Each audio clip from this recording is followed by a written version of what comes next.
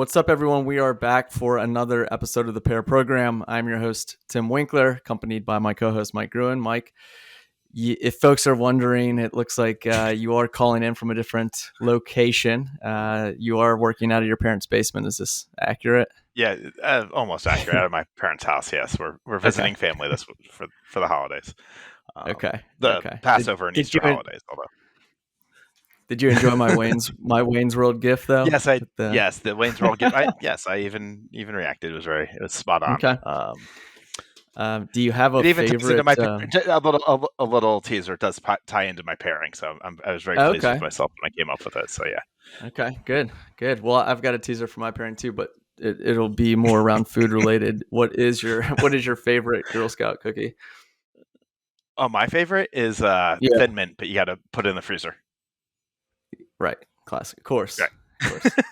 All right. Well, there's a little bit of a teaser. Well, let's jump in, and we'll give the listeners a heads up on what today's episode is about. So, today's episode is designed for first-time founders that are out there, or folks who may be building very early-stage companies.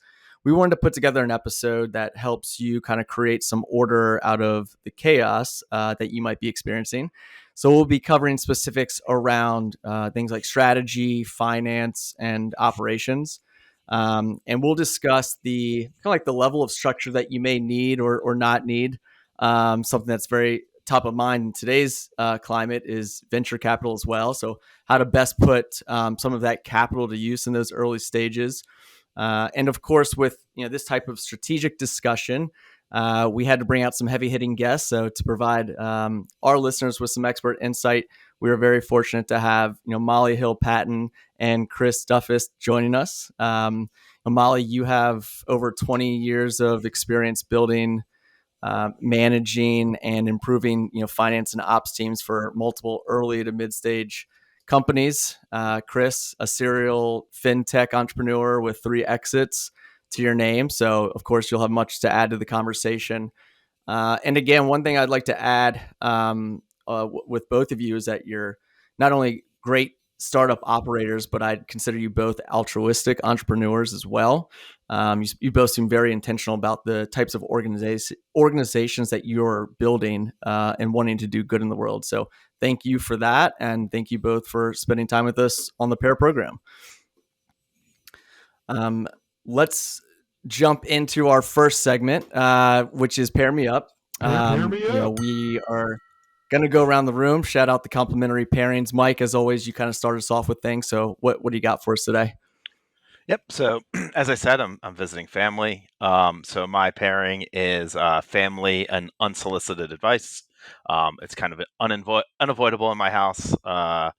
Could be talking to my dad or my mom or my sister, anybody about anything. And next thing you know, you just want to talk and they're giving you like how you should handle whatever situation. Even before I even hopped on, like as I was leaving the kitchen to come hop on the podcast, my dad was explaining to my sister, who is older than me, how to best get to Newark Airport and what time she needs to leave in order to meet her daughter and so on and so forth. So it's unavoidable. So yeah. That's adorable. Family and unsolicited advice. Yeah. Parents being parents, right? Do they still ask you to do like little chores, like it's trash night? Like, No. Growing up, actually, we didn't have a whole lot of that. I had a lot like in the yard work type area, but our job was to be students. Like school was our job, so that's we had more of that type of stuff. But yeah, over the summers there was a lot of mowing lawns and splitting wood. Not so much taking the trash out. Although we had a big wood burning thing, so yes, I guess taking the trash out and incinerating it. But incinerating the trash. Another story. Yeah, whole nother story. Yeah, we had an all out star. We had an all out star chart, my brother and I. So you had the trash, the dishes, and you had a X amount of check marks to get your gold star. Anyways, nice. Well, good for you. That's great that you're spending some time with the family. I'm gonna jump in. So my pairing today is Girl Scout cookies and overabundance. So I feel like Girl Scout cookies at this point, they've gone from like a once a month kind of thing to a seasonal thing, and now I just feel like it's gotten out of control in their year round type of sales. And throughout that process, I think we at this point have maybe like 10 to 15 boxes of Girl Scout cookies that are just constantly adding up. They're genius. They've strategically figured out a way to get me to open up my wallet year round at this point, but they are delicious. And as a result, again, a gluttonous supply of Girl Scout cookies exists in the Winkler household. So that's my pairing. I'm sure each of you has a box of Thin Mint cookies in the freezer right now, which is a staple. But that'll be mine. I'm going to pass it along to Molly. Molly, why don't you give us a quick intro and tell us about your pairing? Sure. So, first of all, Mike did not share your parents' philosophy. My misfortune. And I actually don't think there's such a thing as overabundance of Girl Scout cookies, but we can come back to that topic. So, Tim, as you mentioned, my background, a brief stint on Wall Street. And then I've spent the vast majority of my career working with early stage venture-backed companies where you want to put every dollar you can towards building what matters. And so you want just enough infrastructure that you know that you're doing that, but not so much that you're really taking that value away from the product or customer success or what, really is going to help you grow the business. So that's my background. And for my pairing, I recently got back from spring break. So I did come up with a lot of different pairings. But the one that is the most salient in my mind is EVs and city living. Because I realized I love driving an EV, and over spring break we had a rental car and I had to pump gas, and I thought, you know what, I never want to have to do this again. So that's my pairing. Nice. That's classic. Where did you guys go? We went to Costa Rica. Oh, wow. And went surfing. So I got some downtime and a serious workout. Not a lot of charging stations. No charging Shortage of charging stations throughout that in Costa Rica. Also a tie-in to my pairing because that's where my niece is flying back from. She was in Costa Rica, and that's where my sister is going to Newark Airport to pick her up. Yeah, I did. I ran into people I knew in the San Jose airport. So I was like, clearly, I'm not creative. It's a hot spot. It's a hot spot. That's great. Awesome. Well, good stuff. Well, thanks for joining us again, and we'll pass it over to Chris. Quick intro and your pairing. So I'm Chris Duffus, founder, CEO of Phone Bank. I've been at this fintech game for a long time, and I can sort of re-engineer anything in payments that you might think of, and how maybe even to create anything new. I'll sort of Molly and I actually went to the same business school, so we probably think very similarly, at least from an analytical standpoint. But so to piggyback on her pairing, I might add, in addition to city living, is having a dog, and probably even more so than kids. We're both parents. We sent our kids to a same school at one point. But I had a dog, a greyhound, I still have one for a number of years, and it required that I had to take a walk every day around the city to different places. And unlike a child, like, you don't necessarily talk to your dog all the time, or at least not in the same way. So you spend a lot of time looking at the city and potentially even seeing the city in ways that you might not have seen it. And so whether it's in the inscriptions on signs, and you take the time to read things and literally smell the flowers as you walk by. So I encourage everybody, if you're not, that's one of the benefits, is not only walking, but also just having to see the world. Just because if you pass something 10 times, after maybe the second or third time, you might invest in, hey, maybe I should look at this. That's cool. Yeah, I've always had a dog, but I've had that backyard to where you just kind of open the door and just let it run out. City living with a dog is very intentionally have to go out. You have to go explore something. You have to go find that patch of grass, right? But greyhounds are also very, very neat breed. We have one of our teammates has two of them, and it's almost like a community. Folks that have greyhounds are very well connected to one It another. is. So it is. You have to like people to get a greyhound, because people talk right. to you all the time. Good to know. They're beautiful dogs. Cool. All right. Well, that is a wrap. So we'll go ahead and transition into the main discussion at this point. As we mentioned earlier, we're going to be talking about finding some order amongst chaos as a founder, especially trying to dial into some of these earlier stages of startup development. So, like I mentioned earlier, if we get down to brass tacks here, a lot of it is going to be navigating, some core pillars between between finance, strategy, and operations. Molly, you kind of hit on this as well. There's usually a good, small dosage of infrastructure that's going to be in place here, but these pillars need to be kind of set in place as a good starting point. Chris, let's just kind of start with you. Having founded these three fintech startups over the years, what would you say have been some of those bigger challenges that you faced in those earlier stages of building? And I'm curious of what is it that you learned and or kind of course corrected for each of those startups along the way? Oh man, we only have an hour.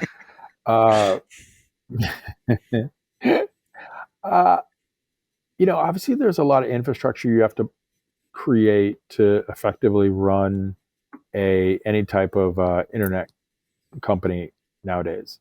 Obviously you got to build the product, you got to market the product, you got to acquire customers, and this, regardless if it's like a consumer, B2C or B2B, right, or whatever sort of hybrid in between, and whatever the particular market might be, and go to market accordingly. And so I think the biggest challenge that we've always faced is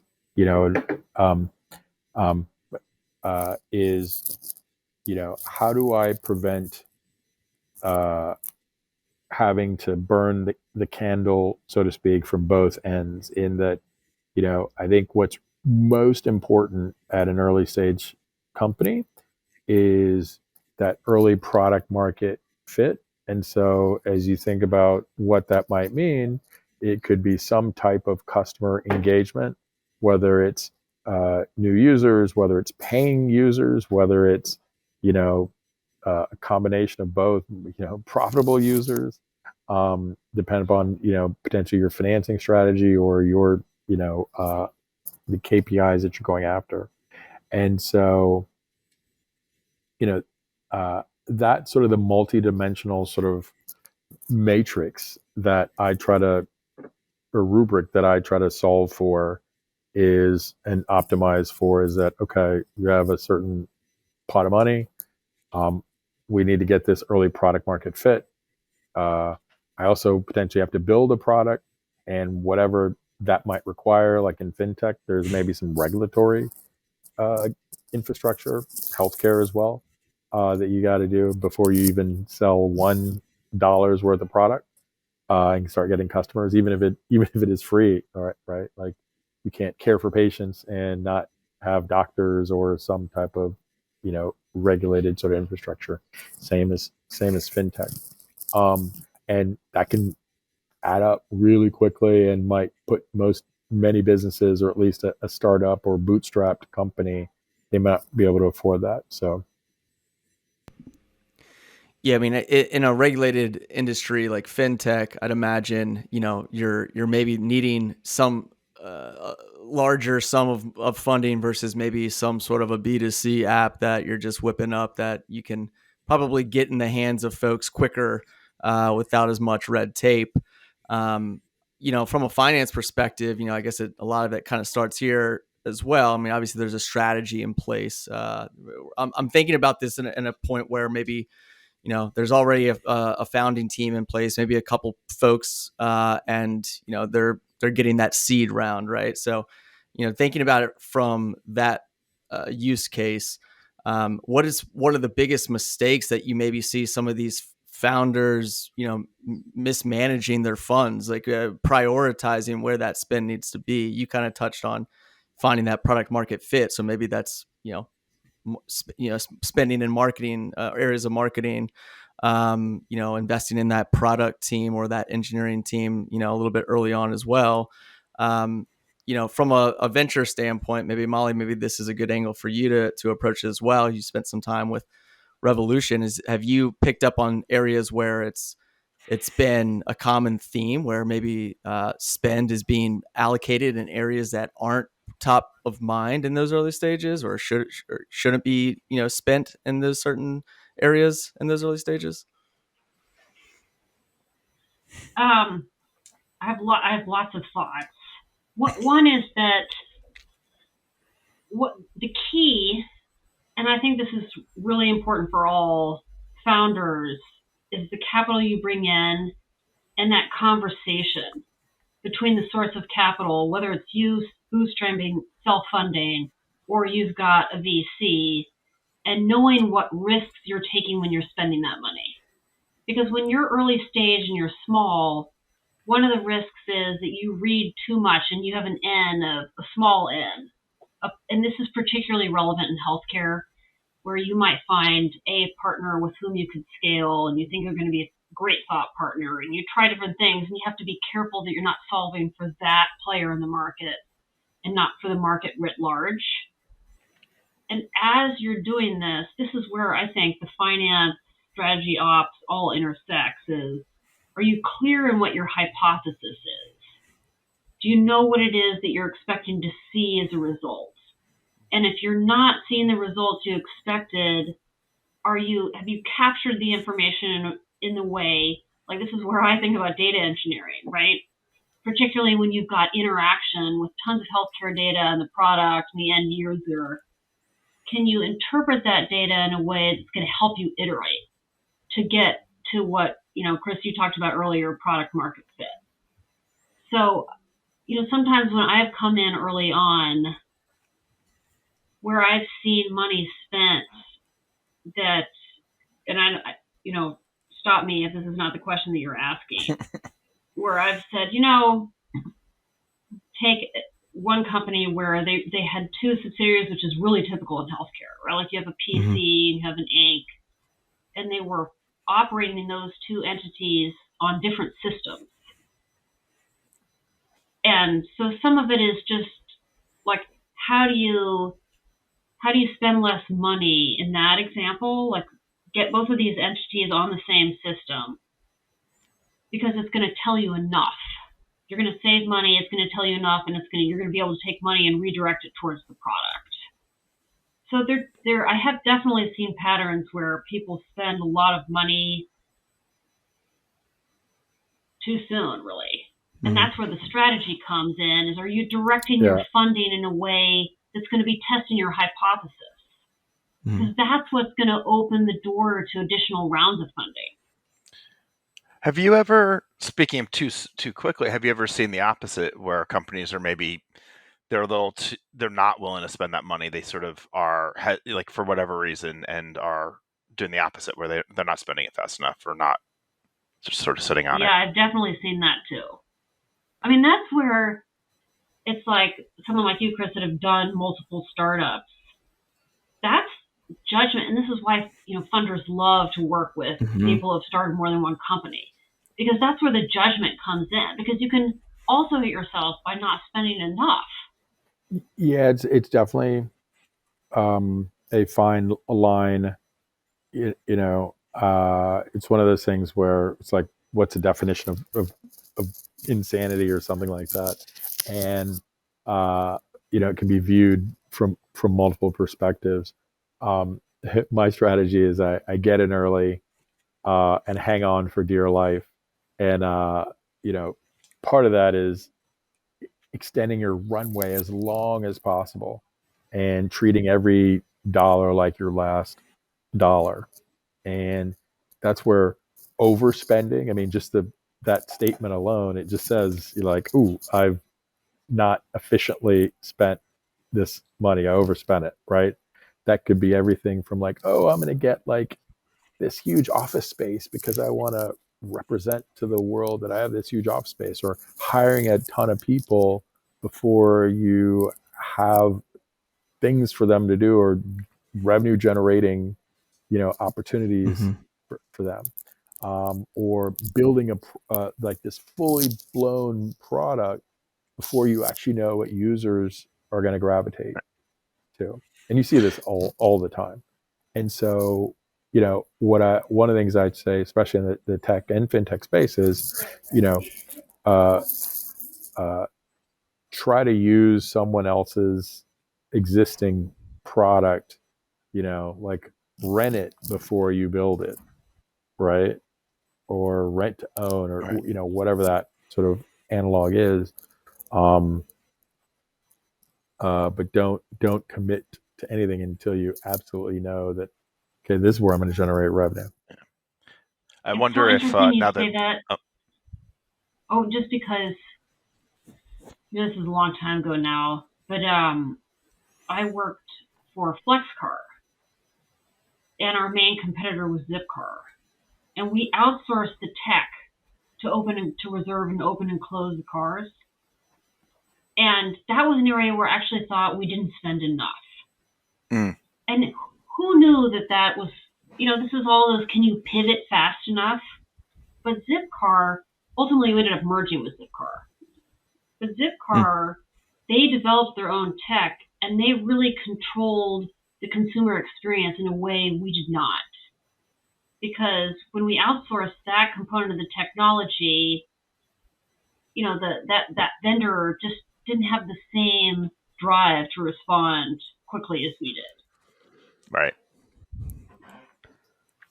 But then in healthcare, you outsource all sorts of things, and that was in transportation. In healthcare, you outsource all sorts of things because, to your point, Chris, it's so highly regulated with HIPAA that until you reach a certain scale, there's some components of the data flow that it doesn't make sense for you to do yourself. Well, yeah, but therein lies sort of the crux of it, is that build and own what is strategic to you, and that's what you should be thoughtful about. And I would say that probably 90% of the time, most new tech companies can, overbuild their stack, and where they should be partnering or licensing or, repackaging someone else's platform, at least initially, until they get to a certain point. I would actually say, in that example you gave, Molly, that these are sort of maturer company issues once you've gotten past a certain financing level and sustainability, where you're just talking about retention versus just, hey, I'd like to get one customer, two customers, 10 or 100 or 10,000.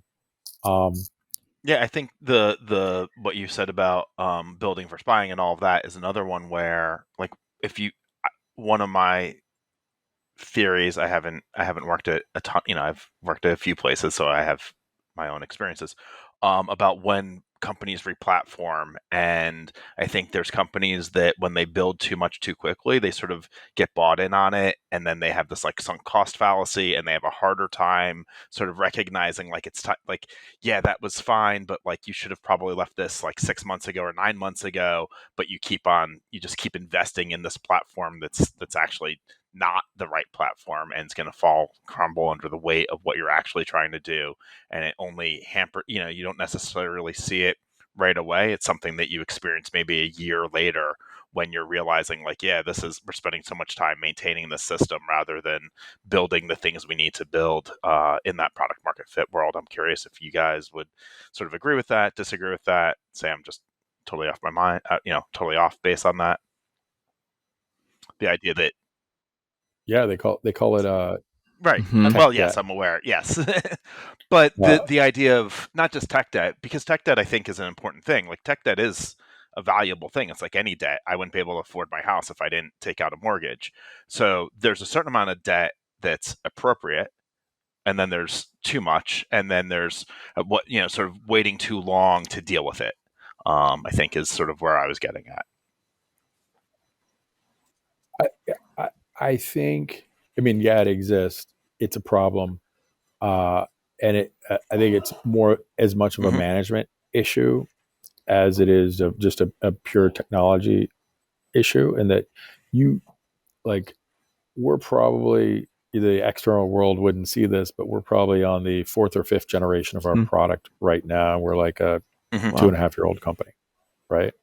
And part of that is like how we got started. Like, I'll give you a perfect example. Like, our first product, and this goes to like how we go to market fast, just to test out an idea, was a actually, this wasn't even our first product. It was like our point dot. It was our 0.5 version versus 0.10 product, but was a Facebook Messenger bot that was e-commerce enabled. My current company, we have created this technology where we can tokenize a unit of prepaid airtime credit on a public blockchain and essentially turn the value in your mobile phone sort of account into a stable coin over the top of mobile carriers and banks. Well, we needed to test this at some micro level before we actually built something. And I set up a series of questions where we wanted to validate our hypothesis. Like, would people even buy something like this, or could we even get someone to transact with us? There are many products where people spend millions of dollars and build something, and then no one shows up, right? And so we just use some off-the-shelf software and the solution. Actually, I was at a conference and some guy was CEO of this company was showing me like, oh yeah, we have 11 million users that are using, these messenger bots, and we do all types of transactions on it. I was like, oh crap, this is way better than building an app or a website. And so that was our first go to market. We ended up becoming the largest, fastest growing sort of reseller prepaid airtime within our designated sub-Saharan African countries within a few months. And that was sort of how we got started. And we're like, obviously we hit a bunch of limitations with that, but then that was sort of the impetus. Okay, now we know how to build what we build in an app. And the next version of that was a web app, which is still kind of available today, but we've now have an Android app that's our core platform. So this is a phone bank. This is how you got your kind of like your early stage product validation. Is that right?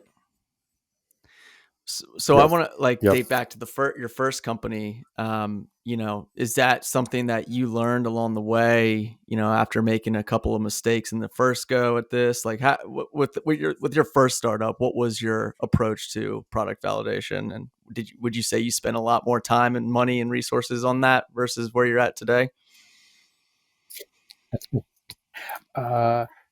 Definitely.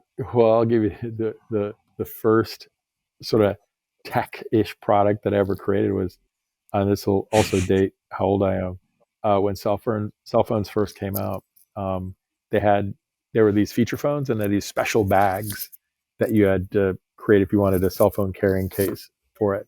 And I was like, this is crazy. Like, I lost a phone one time, and I got a different type of phone, and I had one of those like StarTACs, and then I got a Nokia phone, and one was a flip and it had special case and the other wasn't. I was like, there should be like a flexible bag that you could use to carry to put each of your phones in, so if you drop it, you don't scratch and so forth.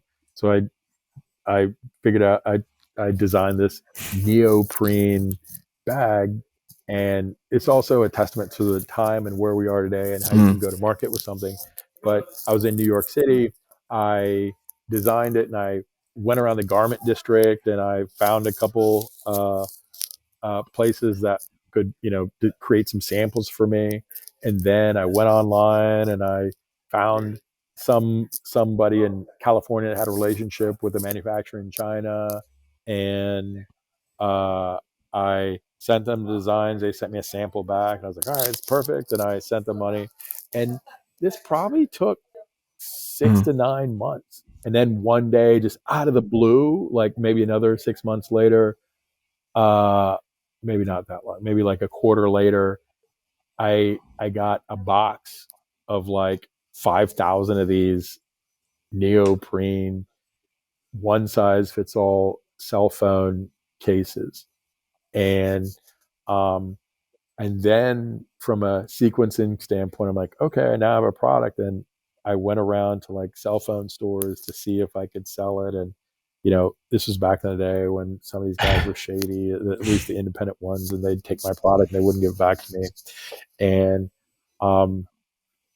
fast forward, this wasn't my day job. It's sort of a side hustle. And I ended up going to business school, and I took all these bags with my couch and some other TV or something like that, and I moved down there. And fast forward, I stored them in a box somewhere, and or in my closet somewhere, and maybe tried to sell them every once in a while. And graduated from business school, was moving to DC, and I'm going through that closet. It's like, man, it's been a couple years. I'm just going to throw these things out.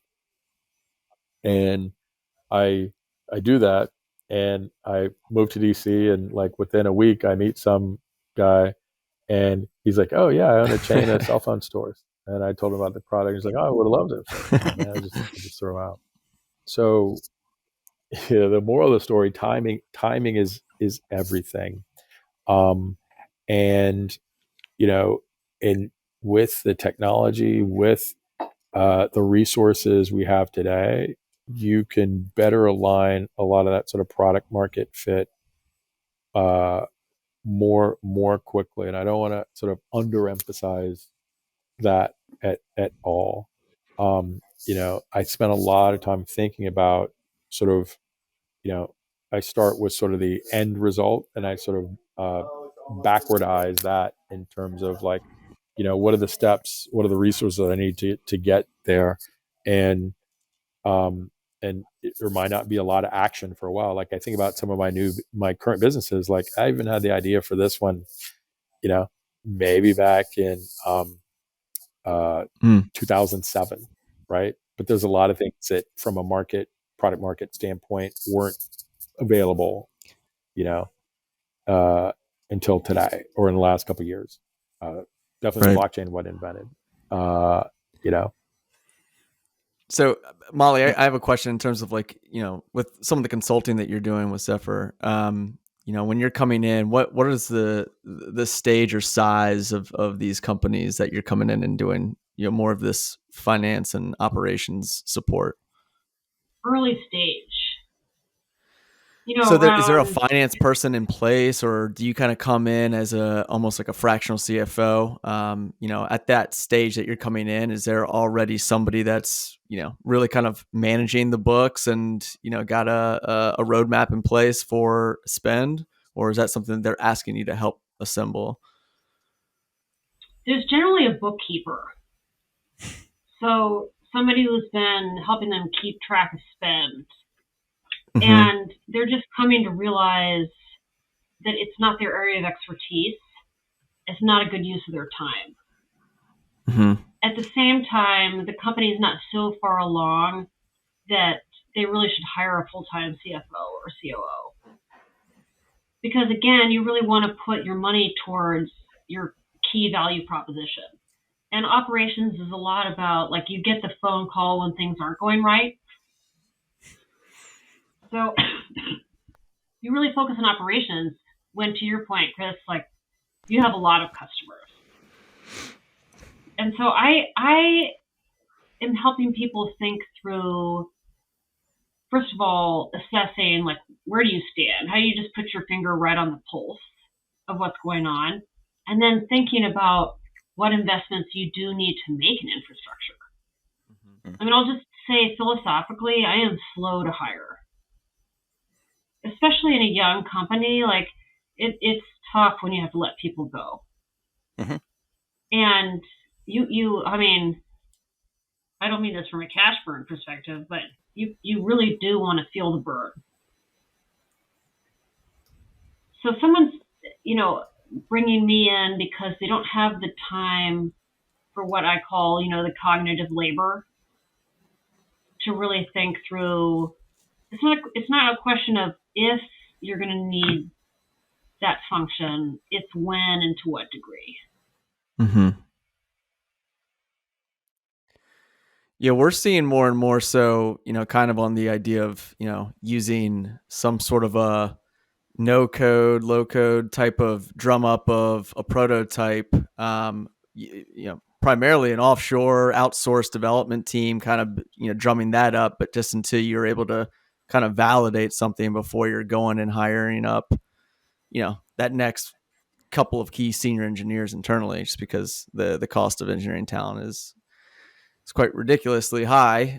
So you're outsourcing a good portion of that until you've been able to kind of validate, that product market fit. But Mike, I'm sure you've seen the same. And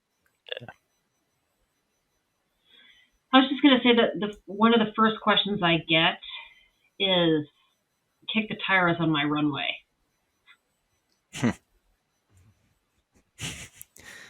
That's scary. It's something you want to check regularly. Right.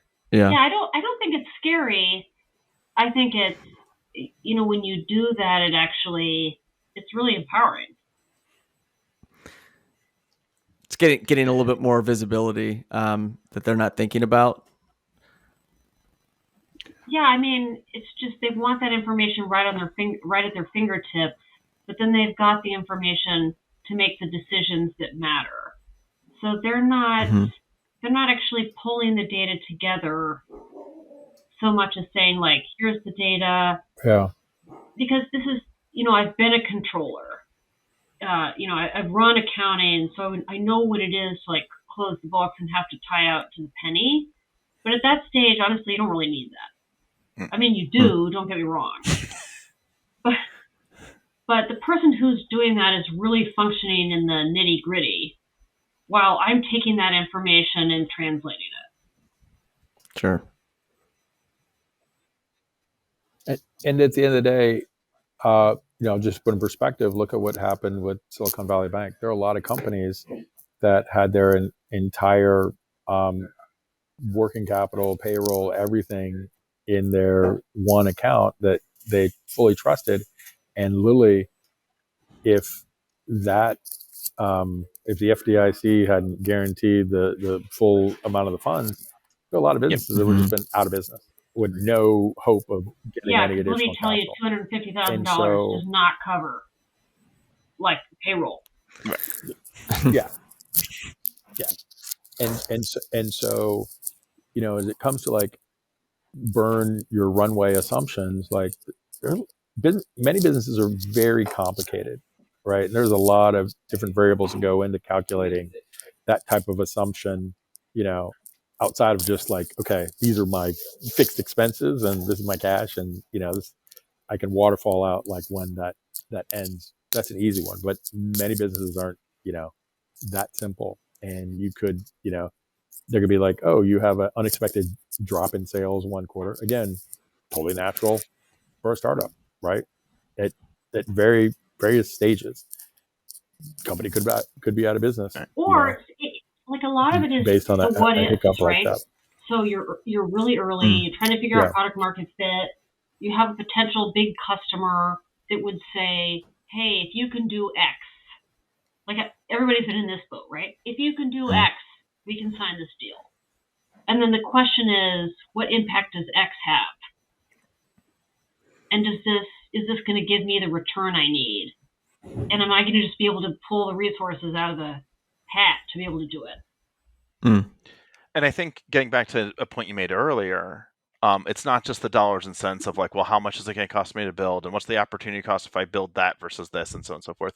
It probably goes back to the other thing that you brought up very early on, Molly, about a good partner. Is this a good representation or good of what we want our product to be? Like, I've worked at plenty of places where we've just chased the money, but it's sort of brought us down bad paths. It's like, cool, we built this thing and we landed big company X, but nobody else in this industry operates the way big company X does. And so we've basically we sort of blew it. We spent we're getting a return on that, but if we'd done something else, we probably would have gotten a larger return.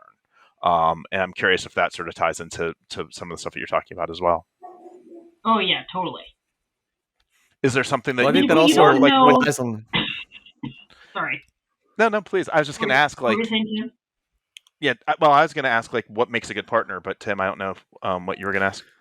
Well, I was just going to relate it back to almost like, it's also like the founder's vision, right? And so if the vision is just being skewed over to satisfy one customer's request, it's like, well, what is your overarching vision here? And are you still sticking to that or not? And I think that's where a lot of companies might go down the wrong path of just trying to allure one big customer. And now their entire product's kind of, getting shifted down a different direction. It's so funny you say that because the first pairing I thought of was vision and capital. Mm-hmm. And that's because if you don't have your North Star, it's easy, to your point, Mike, to just chase the money, and then your strategy is evolving because you're chasing the money, not your strategy. Mm-hmm. And then you find yourself in a boat where, you haven't necessarily channeled the money the way it's going. You need to for it to pay off long term. Right. So when you come in to help a company, are you kind of starting from some of those grassroots of, let's talk about the vision, let's talk about how those goals connect to your vision, and from there you can kind of figure out where the money is going and if it's in the right direction? So that is a great question because I actually first try to figure out what their biggest pain point is and fix that pain point. And then I'm asking those questions throughout the process, as opposed to saying, hey, at the outset, can we talk about your strategy? It's more like, how do I get your stress level down? Because when you have scarcity of time and resources, literally the brain tunnels. Right. And it's really hard to see big picture. So if you can take that friction out, if you can help them, you can help reduce that feeling of scarcity, you're actually going to have a better conversation than if I'd asked it at the outset. I get there eventually, not straight out of the gate. Right. Put any fires out first and foremost, and reduce the stress level here. Yeah. Yeah, Molly's like that character in Pulp Fiction, the wolf. You see their faces when he shows up. They're like,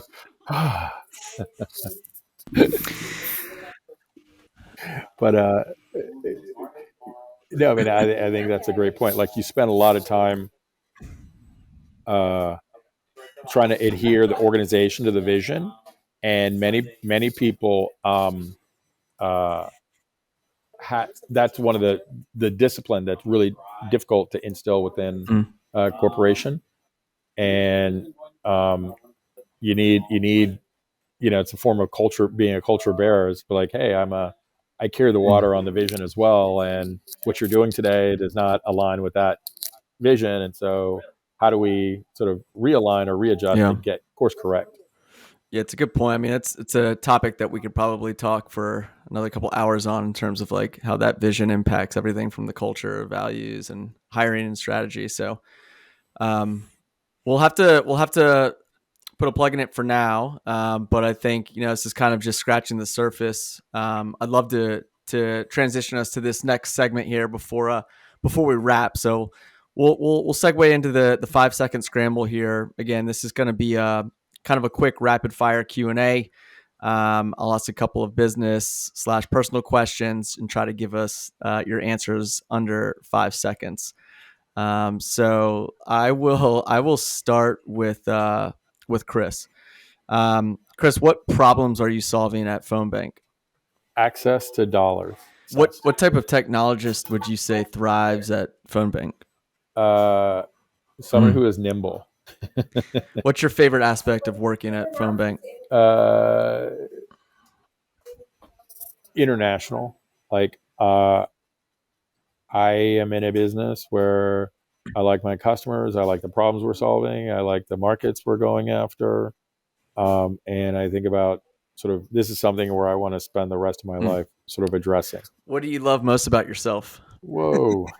Again, we don't have another hour. We need extended time on this one. Just kidding. That's funny. I like being I like being a dad. I like being the version of myself today. We'll simplify this next question. Favorite cereal? We need to extend the time Frosted again. Flakes. Frosted Flakes. All right. I dig that. What is a charity or corporate philanthropy that's near and dear to you? The Darden School of Business. And Greyhound Welfare. Bringing it full circle. Do you believe there's life on other planets? Oh, heck yeah. That's something I think about every day. What's the number one country you'd recommend that everyone should travel to once in their life? Jamaica. All right, Molly, you're up. We're going to kick it off with question 1. So with consulting, what is your favorite stage of a startup to jump in and help? Series A. Because what is the... Oh, go ahead. Yeah. As to why. No, I was just going to say, because you're starting to figure out product market fit. Mm-hmm. What is the biggest challenge facing founders in 2023? Capital. What's one of the best personality traits that you've seen from successful founders? Resilience.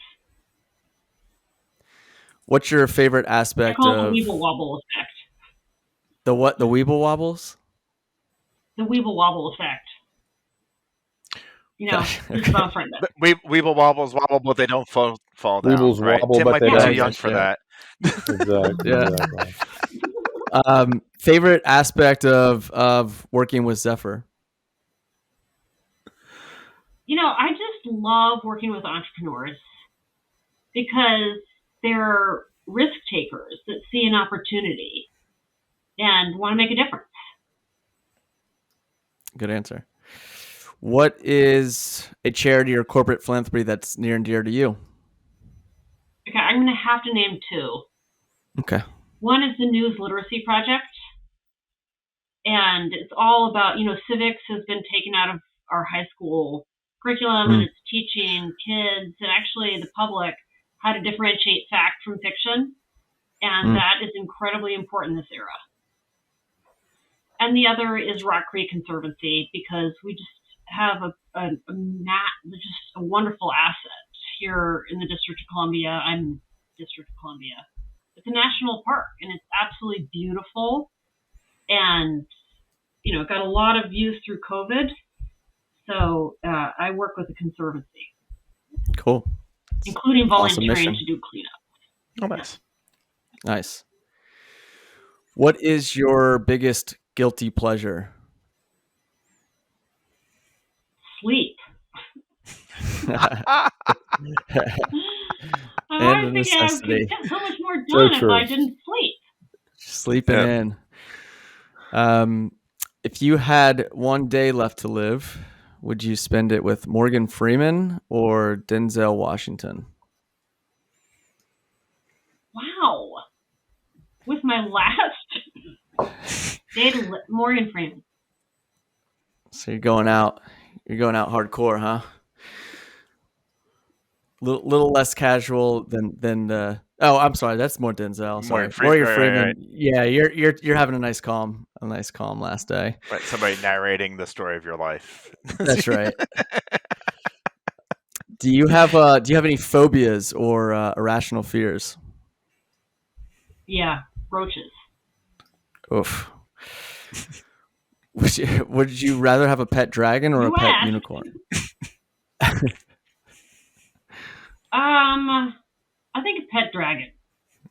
Pet dragon? Because I would like to fly. Yeah. That's a good answer.